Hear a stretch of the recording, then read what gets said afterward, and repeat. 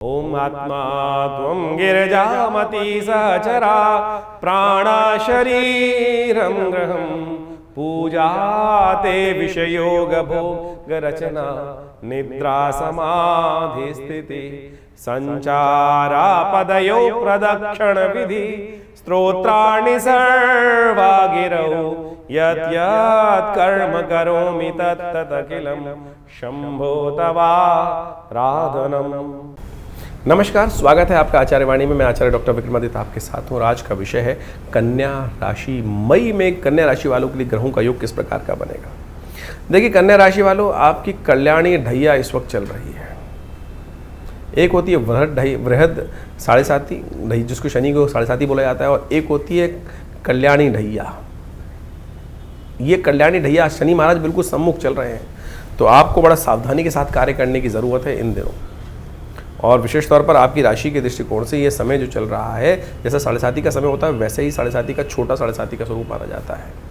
तो आपको बहुत ध्यान रखने की ज़रूरत है। मई से ग्रहों का परिवर्तन का योग जो बन रहा है वो आपके लिए कई मामलों में अच्छा रहेगा, लेकिन कुछ अच्छा भी रहेगा, कुछ साथ साथ कष्ट भी देने के योग बनाएगा। जहाँ आपके कार्यों को गति प्राप्त होगी, लेकिन शनि महाराज कहीं ना कहीं रुकावट डालेंगे, वहाँ कहीं ना कहीं शत्रु भी सिर उठाते दिखाई देंगे। मई का समय परिवर्तन का है। बृहस्पति परिवर्तन की तरफ जाएंगे, राहु परिवर्तन की तरफ जाएंगे, केतु परिवर्तन की तरफ जाएंगे, बुध परिवर्तन की तरफ जाएंगे। तो ये सबका परिवर्तन का प्रभाव कुछ ना कुछ अच्छा और कुछ ना कुछ खराब। हर एक्शन तो होता है, तो कहीं आगे बढ़ेगा तो कुछ नुकसान भी कराएगा। तो कहाँ अच्छा कहाँ खराब, ये आपको सही समझने की आवश्यकता है। यदि सम्मान के दृष्टिकोण से देखा जाए तो कहीं ना कहीं लाभ देने के योग बनते दिखाई देंगे। बृहस्पति जो अभी खुलकर काम नहीं कर रहे थे, परिवर्तन की तरफ जाएंगे ये महीने में, तो वो आपके खुलकर काम कर पाएंगे। लेकिन ध्यान रखना पड़ेगा, विशेष तौर पर आपकी राशि के दृष्टिकोण से इस वक्त मंगल सबसे कमज़ोर अवस्था में चल रहे हैं, तो हिम्मत आपकी जाग नहीं रही है। हिम्मत को जगाना पड़ेगा आपको। ऐसे में बुध लगातार कमज़ोर अवस्था में चल रहे थे। बुध महाराज जो हैं वो अब शक्ति से परिपूर्ण होने जा रहे हैं, उच्च के ग्रह के साथ विराजमान होने जा रहे हैं इस मई के आरंभ काल में भी। मृत्यु के ग्रह, मृत्यु के देवता यम जिसको कहा जाता है, जिसके नाम पर, यम के नाम पर एक ग्रह है प्लूटो, जिसको संस्कृत के अंदर यम कहा जाता है, वो भी परिवर्तन की तरफ जा रहे हैं। और ये विश्व के लिए भयाकुल वातावरण बनाएंगे, युद्ध का वातावरण बनाएंगे, प्राकृतिक आपदाओं का वातावरण बनाएंगे। वक्र स्थिति में अभी काफ़ी लंबे समय चलेंगे। और बृहस्पति अतिचारी और बुध, ये जो यम जो ग्रह है वो वक्र स्थिति में रहेंगे, तो ये कहीं ना कहीं विश्व के लिए कुछ भयावह वातावरण बना सकते हैं। चाहे वो प्राकृतिक आपदा हो, चाहे वो कुछ रोग इत्यादि हों, या फिर आपस में अंतर्द्वंद, ग्रहों के छत्र भंग होने के योग, कलह युद्ध के योग, विस्फोटक योग, आतंकवाद स्थिति बढ़ती दिखाई देगी। ऐसे में ध्यान रखने की ज़रूरत रहेगी। सिलसिलेवार तरीके समझें कि मई का ग्रहों का योगायोग आरंभ काल में आपके लिए क्या कुछ संदेश लेकर आ रहा है ज्योतिष के दृष्टिकोण से। 1 तारीख यदि हम बात करें, बृहस्पतिवार का अवसर है, चतुर्थी तिथि विद्यमान है, और इस दिन कन्या राशि वालों के लिए ग्रहों का योग जो बन रहा है वो अनुकूल है, अच्छा है। आपके कर्म के दृष्टिकोण से बड़ा ऐसा दिखाई देता है कि जितनी मेहनत उतना लाभ प्राप्त करना गारंटी दे रही है कुंडली आपकी। इसलिए कर्म में आलस्य मत भागिएगा। थोड़ा जिद्दी चल रहे हैं आप इन दिनों, जिद त्यागने का प्रयास कीजिए, सबसे ज़रूरी बात है। यही उपाय है। गुरुजन का सहारा लें, गुरुजन का आशीर्वाद लें, गुरुजन का अनुग्रह करें, वो आप सब तब ठीक होगा। उपाय करने से कुछ नहीं होने वाला, केवल अनुसरण, जिद त्यागो, तब जाकर उपाय हो पाएंगे। बाह्य रूप से 24 घंटे पूजा करते रहो, लेकिन यदि जिद नहीं त्यागोगे तो फिर कुछ नहीं होने वाला है। 2 तारीख शुक्रवार पंचमी तिथि है, और ग्रह नक्षत्रों के दृष्टिकोण से इस वक्त योग आपकी राशि के दृष्टिकोण से जो बनता दिखाई दे रहा है वो कई मामलों में अच्छा है, लेकिन थोड़ी हिम्मत बढ़ाने की ज़रूरत है। कर्म कर रहे हैं लेकिन हिम्मत अंदर से टूटी हुई है, तो ऐसे में थोड़ा सा गुरु का सानिध्य लें, मंगल को ताकत देने का प्रयास करें तो अच्छा रहेगा। हनुमान चालीसा का पाठ करें। आदि शंकराचार्य जी की जयंती है, इन दिनों उनके दर्शन खुल चुके हैं, उनका दर्शन करें। उनके सुंदर, देखिए कैसा अकेला साहस का काम किया उन्होंने। पूरे भारत में अकेले पैदल पदार्पण करके सनातन की पताका पूरी तरह से उठाई, और जो सनातन के विरोधी थे उनको समाप्त किया। 3 तारीख शुक्रवार का, शनिवार का अवसर, षष्ठी तिथि विद्यमान है। ग्रह नक्षत्रों के दृष्टिकोण से इस दिन का योग आपके लिए अनुकूल बनता दिखाई दे रहा है। जो अभी हम मंगल की बात कर रहे थे, मंगल कमज़ोर, चंद्रमा जाकर मंगल के साथ बैठ जाएंगे। सुबह 6:41 पर यह परिवर्तन का योग बनेगा।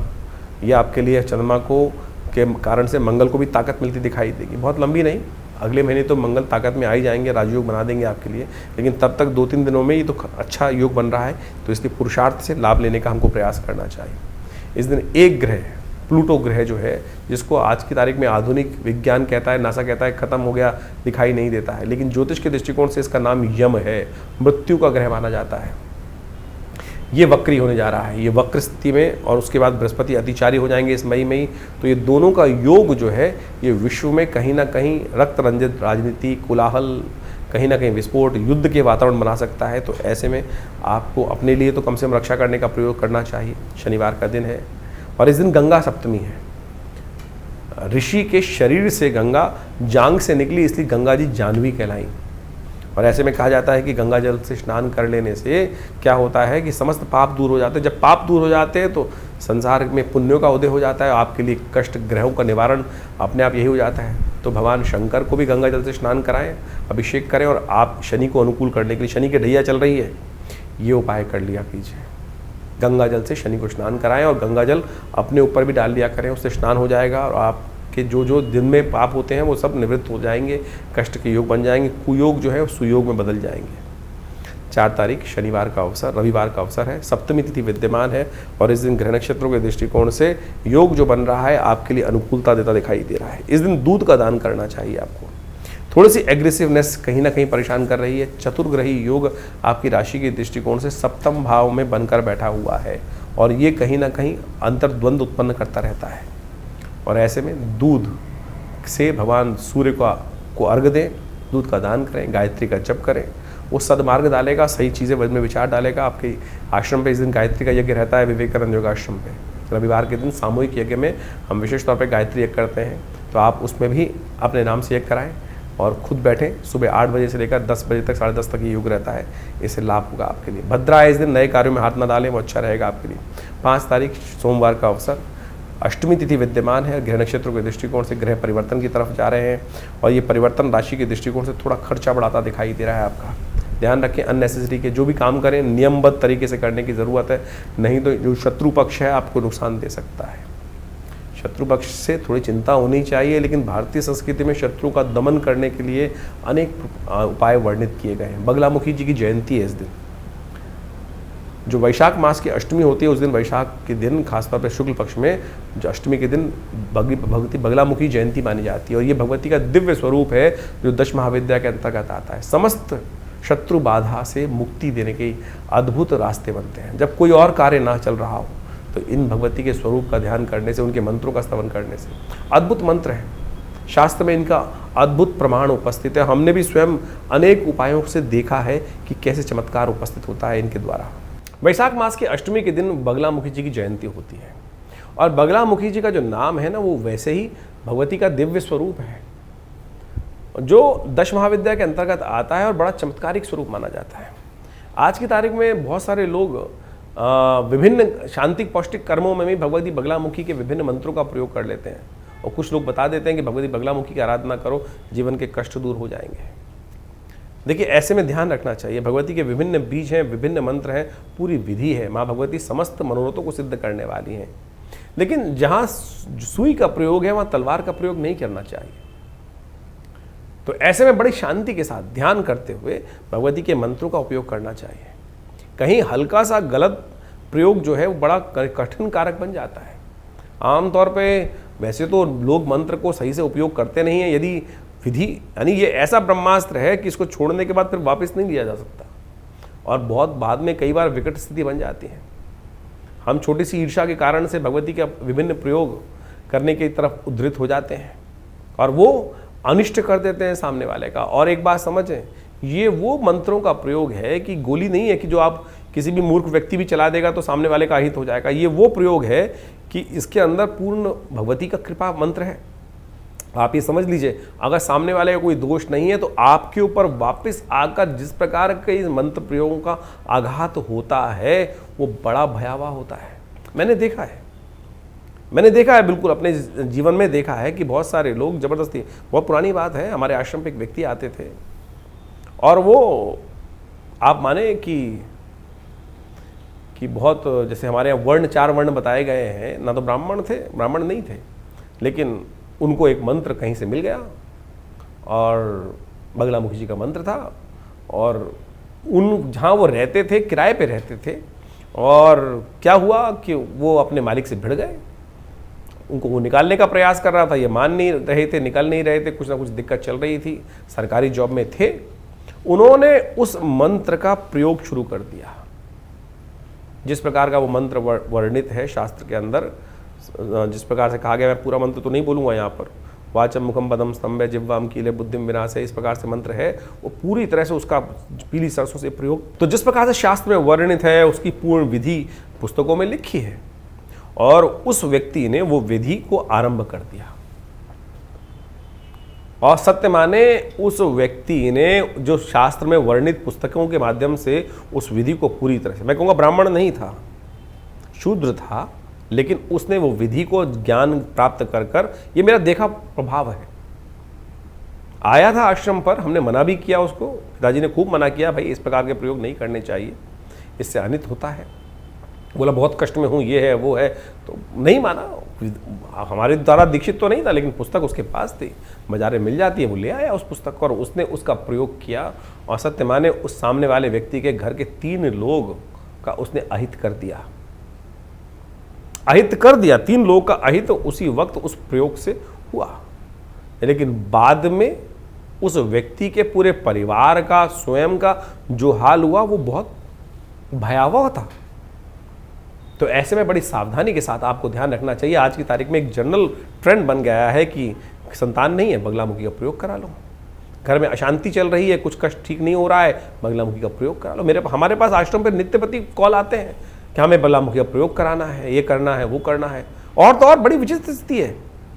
मैं आपको बाल्यकाल की एक अवस्था बताऊं कि लोग इस प्रकार के योग बनाते हैं कि एक जो वो स्थिति बताने की नहीं है, लेकिन बड़ा विचित्र स्थिति है। एक पंडित जी थे, वो अनुष्ठान के लिए जा रहे थे और अनुष्ठान करने के लिए बोले एक बड़ा घड़ा लाओ, बड़ा टब लाओ, और जो अनुष्ठान जब करेंगे वो पानी के अंदर खड़ा होकर करेंगे। यानी यजमानों को किस प्रकार से मूर्ख बनाने के लिए स्थिति बनती है। बहुत, मैं कहूँगा पंडित नहीं है ऐसे लोग कलाकार हैं। और उन्होंने जितने पंडित इकट्ठे किए, 5 पंडित 6 पंडित, उन सबको खड़ा किया उन पतीलों के अंदर पानी भरकर, जैसे बगला।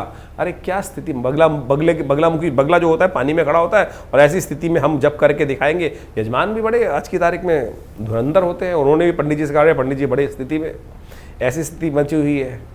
तो क्या क्या स्थिति आज लोक में है, ये व्यंग का शब्द नहीं है, ये बहुत ही ब्रह्मास्त्र है।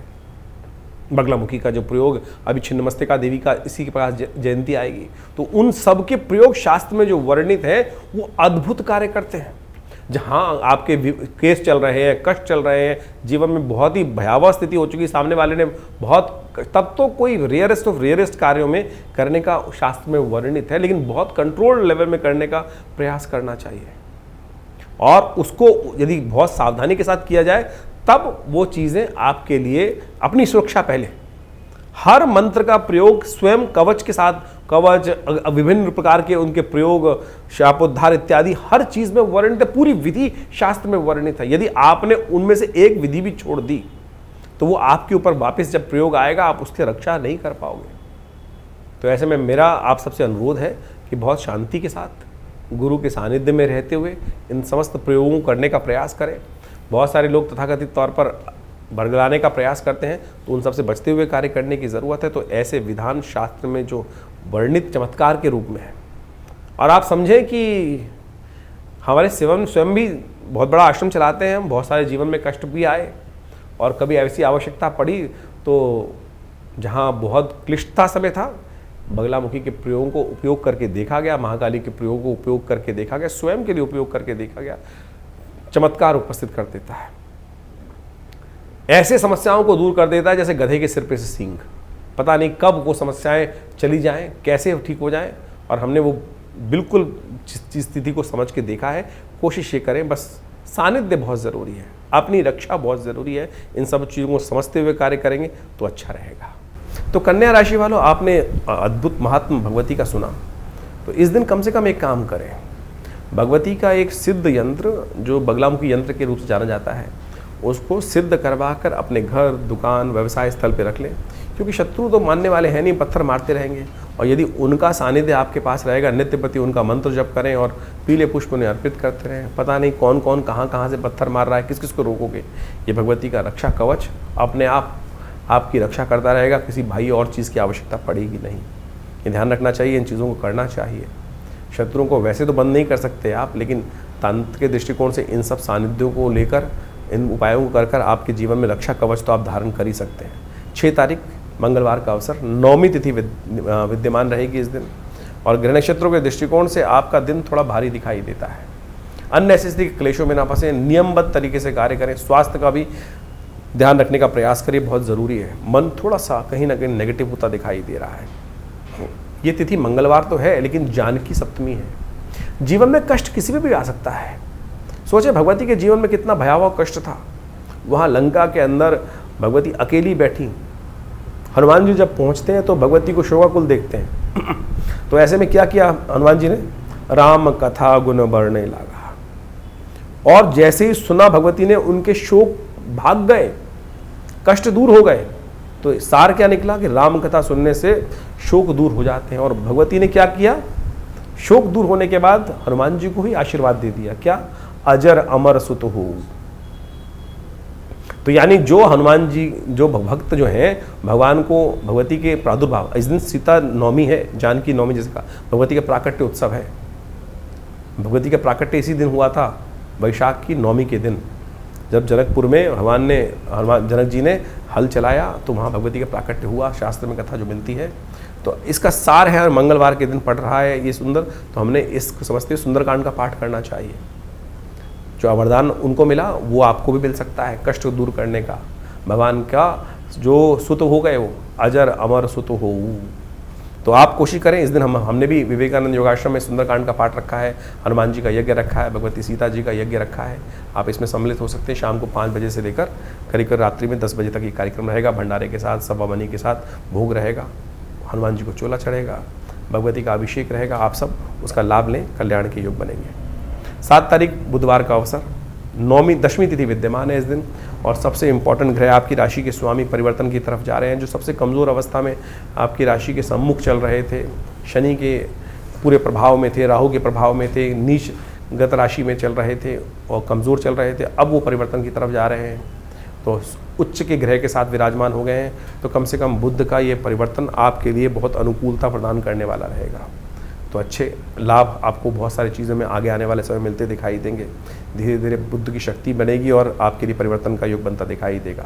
जब तक थोड़ा बुद्ध को ताकत दें, हरी चीज़ों का दान करते रहें, गणेश जी का स्तवन करते रहें, तो आपके लिए कल्याणकारी योग बना रहेगा। 8 तारीख बृहस्पतिवार का अवसर, एकादशी तिथि विद्यमान है, और बृहस्पति का संबंध चंद्रमा के साथ होकर आपकी राशि में ही पदार्पण कर गए हैं रात्रि में 12 बजे के आसपास चंद्रमा महाराज। और ये आपके लिए नई एनर्जी को लेकर आए हैं, गज केसरी योग बना के लाए हैं। आपके 9वें भाव में बैठे हुए बृहस्पति पूर्ण दृष्टि से चंद्रमा पर डाल रहे हैं, और ये शुभ योग बना रहा है आपके लिए। 2-3 दिन लाभ की गारंटी बृहस्पति दे रहे हैं आपके लिए। तो सही, आप थोड़ा सा संशय को त्याग कर शनि का उपाय करते रहें, तो आपके लिए बहुत सुंदर योग बनेगा।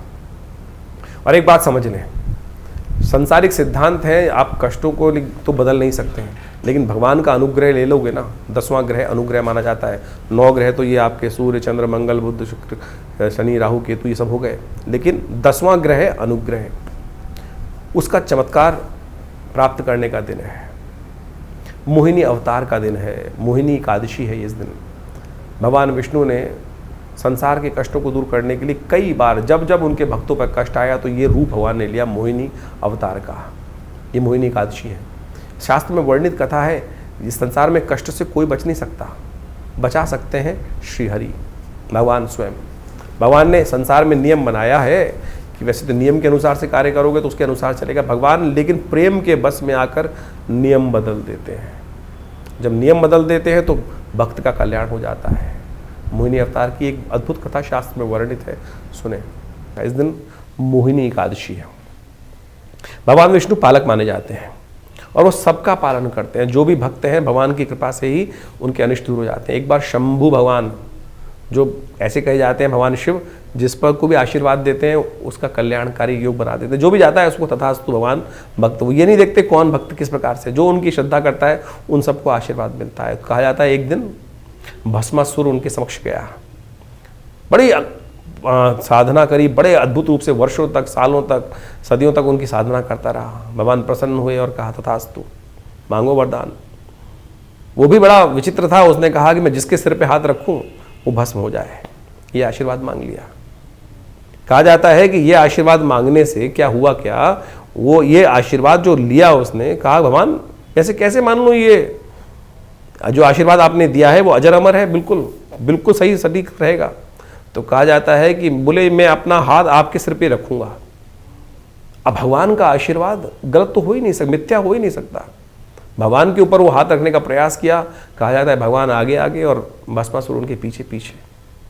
और ऐसे में भगवान ने मोहिनी अवतार धारण किया, भगवान विष्णु ने मोहिनी अवतार धारण किया। और ये मोहिनी अवतार धारण करने के बाद जब वो उस भस्मासुर के समक्ष भगवान शिव, कहा जाता है उसमें कपूर आग के फूल के अंदर में जाकर वो जो स्थान ग्रहण किया था, उन्होंने वहाँ जाकर विभिन्न बहुत कथाएं बहुत विचित्र हैं, लेकिन मोहिनी अवतार में भगवान ने स्वयं रूप में उपस्थित होकर प्रेम के वश में, भगवान प्रेम के वश में जब आते हैं ना तो नियम बदल देते हैं सब कुछ।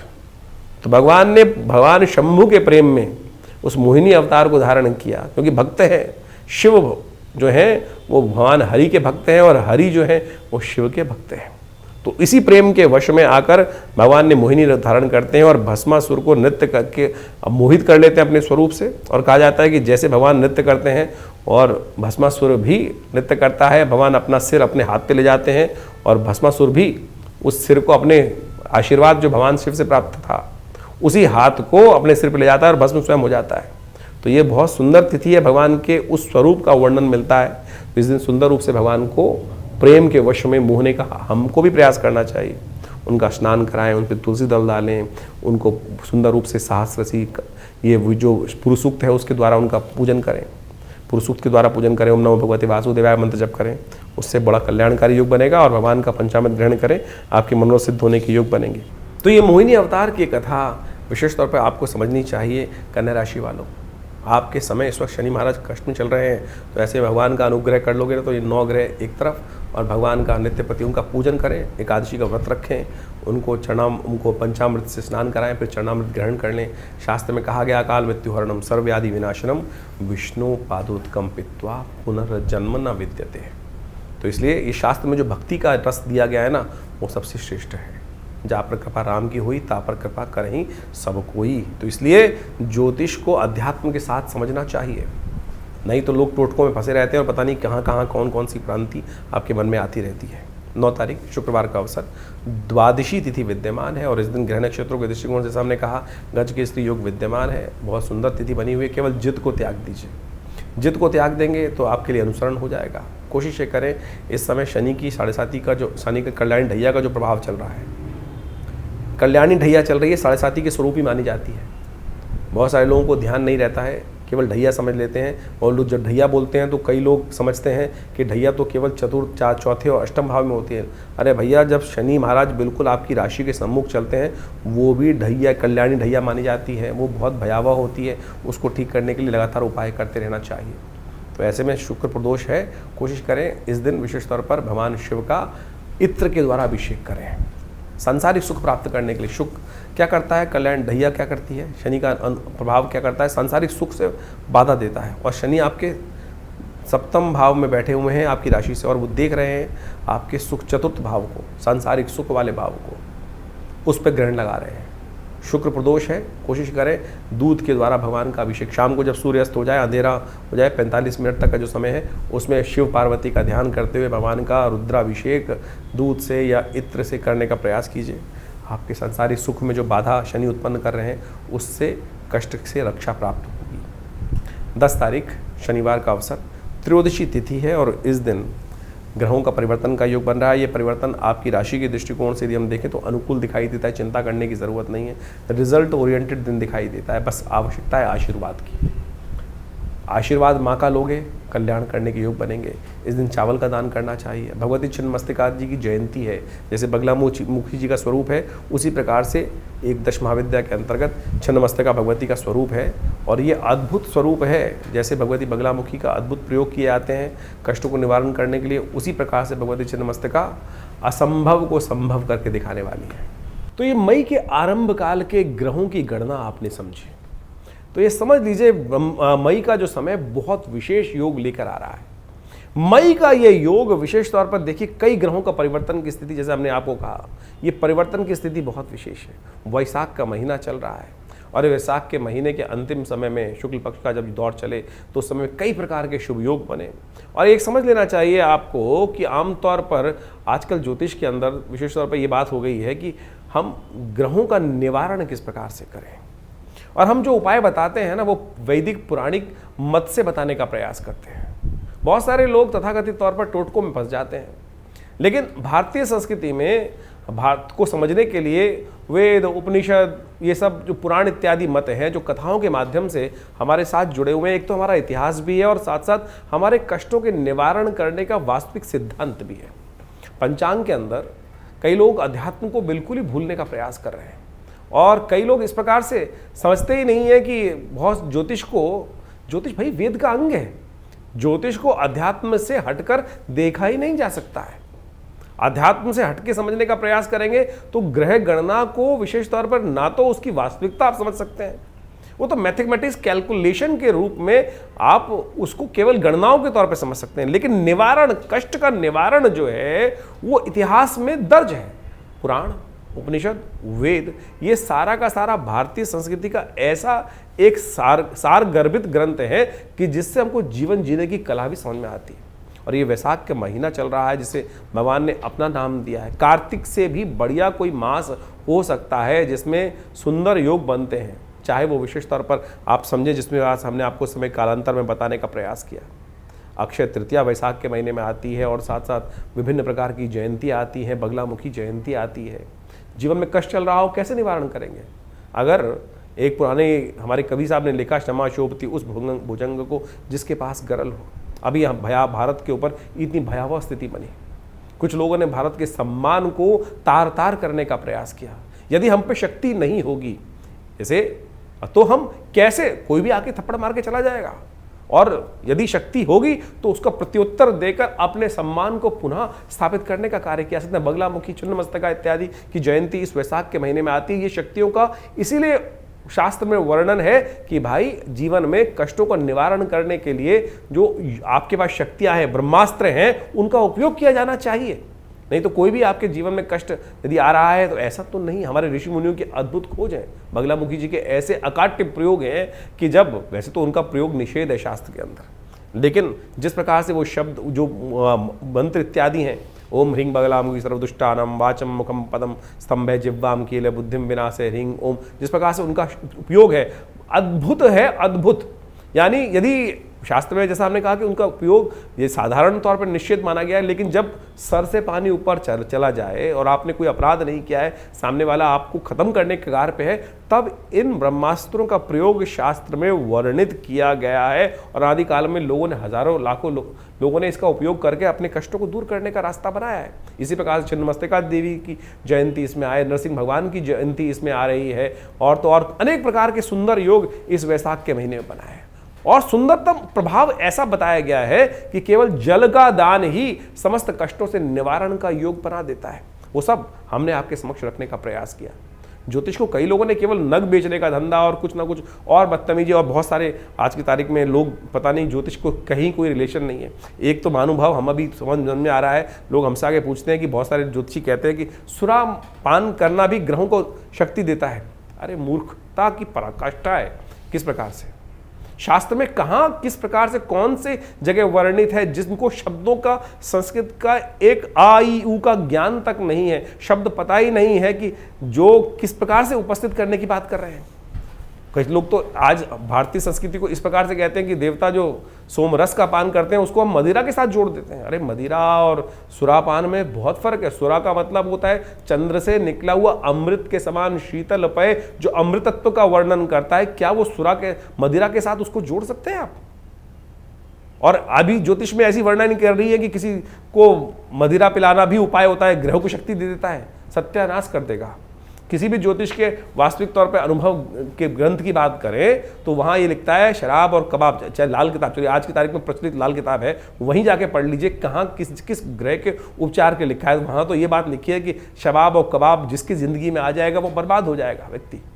तो आप समझें ज्योतिष को जिस प्रकार से आज तथाकथित लोगों ने जिस प्रकार से पहुंचाया है, कहाँ कहाँ पहुंचा दिया है, उन सब को आज हटाने का हम प्रयास करें सही रूप से। हमने ज्योतिष को वैदिक ज्योतिष के साथ जोड़कर आपके समक्ष उपाय रखें। और इस वैशाख महीने में आप समझें, हमारे यहाँ व्यवस्थाएं बताई गई है, माधव मास इसका नाम रखा गया।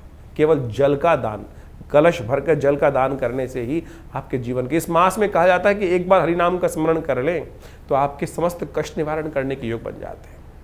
तो आप इन सब सिद्धांतों को सही रूप से समझने का प्रयास करें। और जैसा ज्योतिष की गणनाओं पे इस महीने में, मई के महीने में बहुत ग्रहों का परिवर्तन है, जीवन परिवर्तन की तरफ जा रहा है।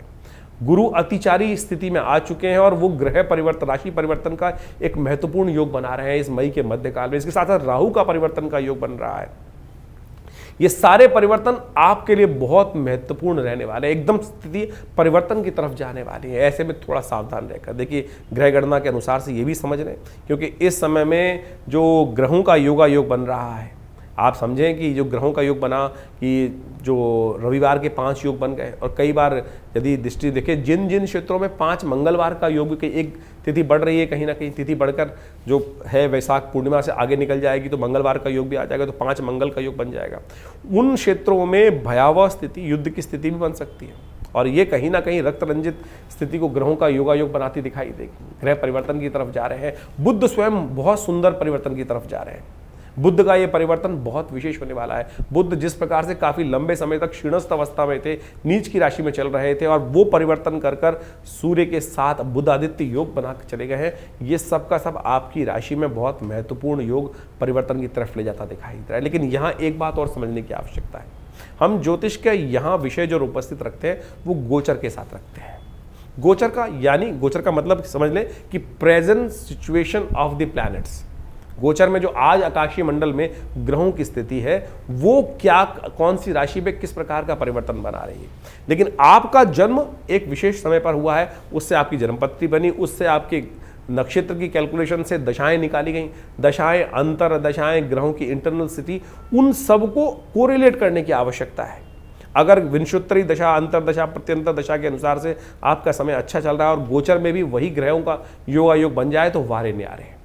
और बाई चांस यदि विंशोत्तरी में अच्छा नहीं चल रहा है, गोचर में अच्छा चल रहा है, या गोचर में अच्छा नहीं चल रहा है, विंशोत्तरी में अच्छा चल रहा है, तो उसका इंप्रेशन अलग हो जाएगा। तो इसलिए जन्मपत्री इत्यादि को बहुत अच्छे से गोचर के दृष्टिकोण से तो समझ में आती है चीज़ें। कई बार बहुत सारे लोगों के प्रश्न आते हैं, बोलते हैं कि आपकी राशि के दृष्टिकोण से हमने जो योग बन रहा है वो बहुत बहुत बहुत अच्छा बता रहे हैं, लेकिन हमारे जीवन में घटित नहीं हो रहा है। कारण क्या है? कारण होगा आप हमारे अपने इंडिविजुअल चार्ट के अंदर कोई ना कोई ऐसी ग्रह स्थिति बैठी हुई है कि जिसका हमको ज्ञान नहीं हो पा रहा है। और जो वहाँ अगर किसी व्यक्ति की कुंडली में दरिद्र योग बना हुआ है, केमुद्रम योग बना हुआ है, आपकी कुंडली में 100 राजयोग है और एक केमुद्रम योग, चंद्रमा बिल्कुल अकेला है, कोई शुभ ग्रह से दृष्ट नहीं है और आसपास उसके 2-2 भाव तक कोई ग्रह नहीं बैठा है, तो फिर दरिद्र योग हो गया है। और 100 राजयोगों को अकेला वो केमुद्रम योग खत्म कर सकता है। अगर किसी कुंडली में है तो गोचर में लाख दर्जे अच्छे ग्रह हो जाए, कुछ होगा ही नहीं, तो उसका निवारण करना पड़ेगा। ग्रहों का स्थिति को समझते हुए कैसे उस ग्रहों को, अशुभ ग्रहों के योग को जो आपकी जन्मपत्री में चल रहे हैं परिवर्तन के योग बनाने हैं। अब आपकी गोचर में जो अच्छे ग्रह हैं, लेकिन आपकी विंशोत्तरी अंतरदशाओं में जो ग्रह की स्थिति बनी हुई है वो कहीं ना कहीं मारने के योग बना रही है, कहीं ना नुकसान करने के योग बना रही है, तो कैसे परिवर्तन का योग बनेगा? तो गोचर के दृष्टिकोण से और इन सब चीज़ों को समझने की आवश्यकता है। ज्योतिष बिल्कुल सत्य है, प्रमाणित है, इसमें एक भी बात कपोल कल्पित नहीं हो सकती।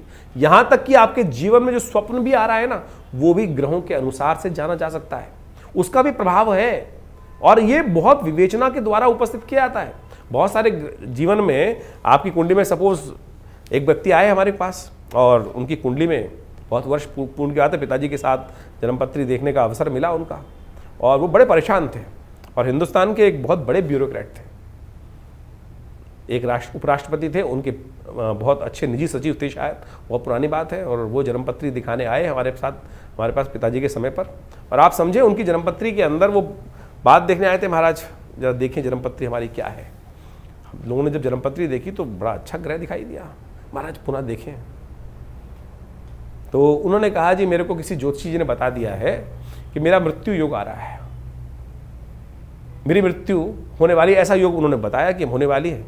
जब हमने बहुत जन्मपत्री को देखा तो हमने कहा जी आपकी कुंडली में तो पूर्ण आयु है, हाँ, लेकिन जिन ज्योतिषी ने बताया है वो भी चमत्कार किया है, बिल्कुल मृत्यु होने के योग है आपकी कुंडली में, लेकिन उस मृत्यु के बाद भी आप जीवित रहेंगे। वो बड़ा सकपकाया व्यक्ति, मुझे अभी भी याद है। तो जब ये स्थिति बनी तो कारण क्या था, उसका जो ग्रह था वो स्वप्नादि अवस्था में था। जो मृत्यु कारक योग बना रहा था वो स्वप्न आदि अवस्था में थी, यानी उसकी मृत्यु होने का योग था लेकिन स्वप्न में मृत्यु होने का योग था। ये वो ज्योतिषी देखना भूल गए और व्यक्ति परेशान हो गया। तो आप समझे आपकी जन्मपत्री में कौन सी अवस्था, ग्रहों की अवस्था देखी जाती है। बालादि अवस्था में ग्रह है, वृद्धादि अवस्था में ग्रह है, जागृत अवस्था में है, स्वप्नादि अवस्था में है, या मृत अवस्था में ग्रह है। अब समझें कि आपकी कुंडली के अंदर बहुत सारे, जो आप संपूर्ण कुंडली कैलकुलेट करते हैं तो बालादि अवस्था भी ग्रह मानी जाती है, जिसका ग्रह भी जन्म हुआ हो, बालादि अवस्था में हो, युवा में है या प्रौढ़ में है या बहुत बुढ़े में अवस्था में है या मृतावस्था में है। ग्रह भी मृतावस्था में होता है। तो यानी वो कब कौन से अंशों में कहां किस प्रकार से बैठा है, इन सब चीजों की इतना वृहद वर्णन ज्योतिष शास्त्र के अनुसार से किया जाता है और उसके बाद विवेचनाएं की जाती है। ग्रह आप समझे ऐसी अवस्थाएं बनती हैं कि प्रत्यक्ष अवस्था में या हास्यादि अवस्था में, ग्रह की अवस्था हास्यादि अवस्था, यानी मजाक वाली स्थिति में भी ग्रह है कि आपका ग्रह बहुत बढ़िया उच्च का होकर बना हुआ है, लेकिन उसकी अवस्था हास्यादि अवस्था में, तो मजाक उड़वाएगा आपका। बहुत बार जीवन में होता है कि सब कुछ होते हुए भी कहीं मजाक उड़ रहा है व्यक्ति का, सब कुछ हास्य परिहास हो गया। तो वानी वो ग्रहों की अवस्था भी इतनी ज्यादा ज्योतिष के अंदर बहुत गणनाएं बहुत सुंदर रूप से उपस्थित की गई हैं। इसके लिए अध्ययन की आवश्यकता है। आज की तारीख में तो बहुत सारे लोग सोशल मीडिया पर लोगों को ज्योतिषी बना रहे हैं। 4 दिन के अंदर ग्रहण ज्योतिष पढ़कर आप किसी भी प्रकार से आप बहुत सारे ग्रहों के मूल को समझकर प्रेडिक्शन करना जान जाएंगे। नीम हकीम खतराए जान, एक पुरानी कहावत है, नीम हकीम खतराए जान। आप किसी कुंडली में, जैसे मैंने ये आपको ये कहानी उपस्थित करी, कहानी नहीं है सत्य कथा है, वो व्यक्ति सोचिए क्या स्थिति रही होगी कि उसके मनोमस्तिष्क पे क्या स्थिति होगी कि वो व्यक्ति सोच रहा है कि मेरी मृत्यु होने वाली है। मेरा एक मित्र था, दिल्ली में बहुत बड़ी दुकान चलाते हैं, बहुत बड़ी एक लॉ की दुकान चलाते हैं। मुझे आज भी याद है कि अब इससे कुछ 10-15 वर्ष पूर्व उसके दिमाग में कोई ऑपरेशन की बात आई, दिमाग में कुछ समस्याएं थी, डायग्नोज हो गया था। और उन दिनों पिताजी हमारे थे, हमारे पास आया जन्मपत्री दिखाने के लिए। तो जन्मपत्री के अनुसार से हमको दिखाई दे रहा था यार इतनी भयावह स्थिति नहीं है जितनी तेरी स्थिति है। उसकी ऐसी स्थिति हो गई थी, घड़ी तू ले जा, ये स्थिति तू ले जा, अब जीना तो है नहीं, ऐसी स्थिति आ गई थी। लेकिन हमने उसको कहा कि भाई जिएगा, चिंता मत कर, तेरा ऐसा कोई भयावह स्थिति नहीं है। उसका एक लेज़र ऑपरेशन होना था ब्रेन का और वो कहीं भी जा सकता था, लेकिन प्रार्थना कराई भगवान की और साथ साथ उसकी ज्योतिष के दृष्टिकोण से उसको विश्वास दिलाया। आज 12-15 साल हो गए, उसको देखता हूँ, समझता हूँ, आज भी उसकी नमस्ते आती है, धन्यवाद आता है। तो आप समझे ज्योतिष के विषय बहुत है। ये नीम हकीम खतराए जान वाली बात बोली ना, किसी मन में भय डाल दिया। आज पूरा खेल भय का चल रहा है। चाहे किसी भी फील्ड में चले जाओ, किसी डॉक्टर के पास चले जाओ, वो कह देता है कि भाई ये तो बहुत खतरनाक बीमारी है, इसका तुरंत ऑपरेशन करा लो, कुछ और है नहीं, व्यक्ति बेचारा वैसे ही परेशान हो जाता है। तो ज्योतिष भय दिलाने वाली स्थिति नहीं है, ज्योतिष विश्वास दिलाने वाली स्थिति है। आपके जीवन में परिवर्तन लाने का रास्ता बनाया गया है।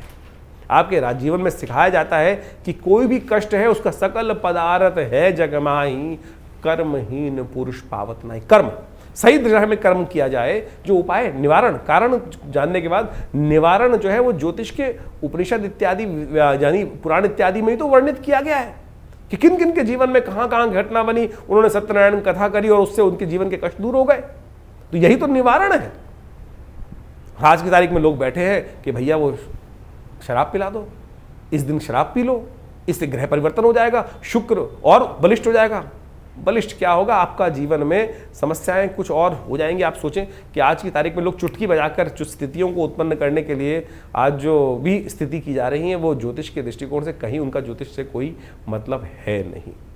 तो हम इन समस्त चीज़ों को आपके समक्ष पूरी तरह से ज्ञान वर्धन करने के साथ साथ चीज़ों को सही रूप से करने का प्रयास करते हैं। तो ज्योतिष को सही रूप से समझें, चीज़ों को अपने जीवन में उतारने का प्रयास करें। जन्मपत्री आप दिखाना चाहते हैं तो उसके लिए अपॉइंटमेंट भी ले सकते हैं, और हमारे यहाँ से आपकी अपनी जन्मपत्री प्राप्त करने के लिए, अपने ग्रहों को समझने के लिए, कौन से आपके योग बने हुए हैं, किस प्रकार के योग बने हुए हैं, कौन से ग्रह कब फलीभूत होंगे, आपके लिए कौन सा उपाय श्रेष्ठ रहेगा, जनरल प्रेडिक्शन के तौर पर बहुत सारे लोग हमारे पास आते हैं। हम नग का विरोध नहीं करते भाई, हम कहते हैं सत्य पहने, असली पहने, रुद्राक्ष इत्यादि जो भी चीज़ें शास्त्र में वर्णित है कहीं गलत नहीं है, कहीं कोई गलत नहीं है, लेकिन शुद्ध तो हो, सही तो हो। यदि आप हमारे यहाँ कौन से नग आपके लिए है वो भी बता दिए जाते हैं, हम बताएंगे बिल्कुल, लेकिन हम बेचते नहीं, हम तो कोई बेचते नहीं है, बता जरूर देंगे। आप जानना चाहें तो आपको बता दिया जाएगा। तो वो जन्मपत्री के बहुत सारे मॉडल्स हैं हमारे यहाँ, वो भी आप निकलवा सकते हैं, अपनी जन्मपत्री की विवेचना करा सकते हैं। संबंध किस प्रकार से रहेंगे, कौन सा समय आपके लिए अच्छा है, दशाओं में कौन सा समय आपके लिए उपयुक्त आ रहा है, कब आपको अपने जीवन में आगे बढ़ने के लिए कार्य करना चाहिए, कब आपके जीवन में कार्य करने से आपको बचना चाहिए। तो आप उन सब संबंधों में जानने के लिए आश्रम के साथ संबंध साध सकते हैं। बहुत सारे विभिन्न प्रकार के उत्सव समय समय पर हमारे आश्रम पे होते रहते हैं, उनके बारे में भी आपको हम समय समय पर अवगत करा सकते हैं। आप अपने नाम से अपने उन यज्ञों में भाग लें, स्वयं आए, यज्ञ में बैठें, भगवान की प्रार्थना करें, देखिए चमत्कार होगा, कष्ट निवारण करने का योग बनेगा।